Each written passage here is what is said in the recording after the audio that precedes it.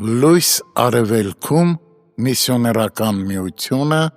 ներկայացնում է Չարլզ Սպերջեն։ Նա պիտի իր սերունդը տեսնի և իր օրերը երկարացնի և Տիրոջ հաճույությունը պիտի հաջողվի նրա ձեռքով։ Եսայի 53:10։ Աղոթեք այս խոստման շուտապույտ կատարման համար։ Դուք բոլորդ, որ սիրում եք Տիրոջը, հեշտ է աղոթել, երբ մեր ցանկությունները համընկնում են Աստծո խոստումների հետ։ Ինչպես կարող է խոստացողը հրաժարվել իր խոսքը պահելուց։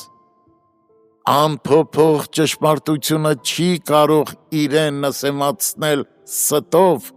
և հավիտենական հավատարմությունը չի կարող իրեն արատավորել անփութությամբ։ Աստված պետք է օրհնի իր որդուն, քանի որ իր ուխտով պարտավորվել է անել դա։ Այնինչ Հոգին մղում է մեզ խնդրել Հիսուսի համար, նույնն է, ինչ Աստված վճռել է տալ նրան։ Երբ էլ որ դուք աղոթում եք Քրիստոսի թագավորության համար,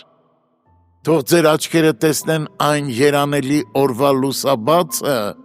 երբ խաչյալը կընդունի փառքի պսակը ճիշտ այնտեղ, որտեղ մարդիկ մերժեցին իրեն։ Սրտապնդվեք, դուք, որ աղոթքով աշխատում և տքնում եք Քրիստոսի համար, սակայն աննշան հաջողություն ունեք։ Միշտ այդպես չի լինելու։ Ձեզ համար լավագույն ժամանակներ են գալու։ Ձեր աչքերն ի վիճակի չեն տեսնելու երանելի ապագան, այնպես որ վերցրեք հավատքի հեռադիտակը, սրբեք ձեր կասկածների գոլորշու փառը դրա ապակիներից և նայեք ու տեսեք գալիք փառքը։ Սիրելի ընթերցող, թույլ տուր հարցնել, արդյոք սա քո մշտական աղոթքն է։ Հիշիր, որ միևնույն Քրիստոսը, որ սովորեցնում է մեզ ասել «Մեր ամեն օրվա հացը տուր մեզ այսօր» Մատթեոս 6:11, առաջին հերթին այս աղաչանքն է տվել մեզ. «Սուրբ թող լինի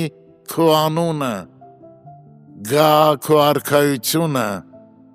լինի քո կամքը, ինչպես երկնքում, այնպես էլ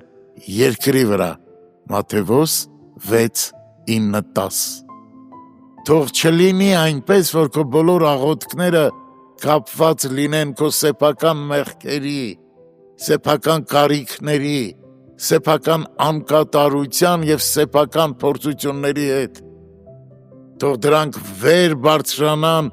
աստղային սանդուղքով և հասնեն անձամբ Քրիստոսին։ Այդժամ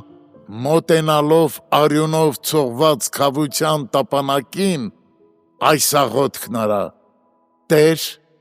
տարածիր քո սիրելի որդու արքայությունը»։ Ջերմեռանդորեն արված այս աղոթքը